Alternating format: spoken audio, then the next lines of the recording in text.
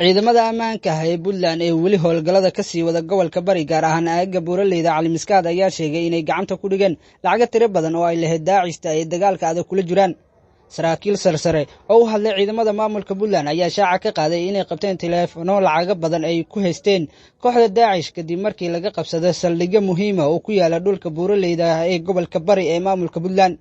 lacagaha soo galay gacanta maamulka Puntland ayaa laga helay telefoonada xubno laga dilay kooxda Daacish oo markii la baaray laga helay simikaaro ay ku jiraan lacag xad dhaaf ah. mid ka mid ah simikaarada ayaa waxaa ku jiray lacag gaaraysa ilaa $300,000 sida ay shaaciyeen saraakiil ka tirsan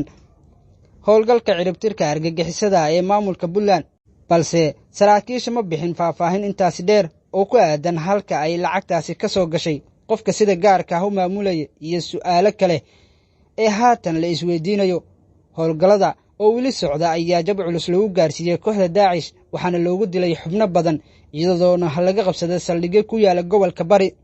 maamulka Puntland ayaa bishii December ku dhawaaqday dagaal culus oo ka dhan ah maleeshiyaadka kooxda Daacish, waxayna sheegtay in tan iyo xilligaasi ay dishay maleeshiyaad kor u dhaafaya ilaa 300 oo askar oo u badan ajnabi. garabka Daacish ee Soomaaliya ayaa sanadihii u dambeeyay noqday qaybo muhiim ah oo ka mid ah shabakadaha caalamiga ah ee Daacish, waxaana bishaan horaanteedii bartilmaameed u ahayd duqeymo cirka ah oo ay fuliyeen ciidamada Mareykanka, iyadoo lagu qiyaasayo tiro ahaan inay u dhaxayso maleeshiyada Daacish 700 ilaa 1500 dagaalyahano.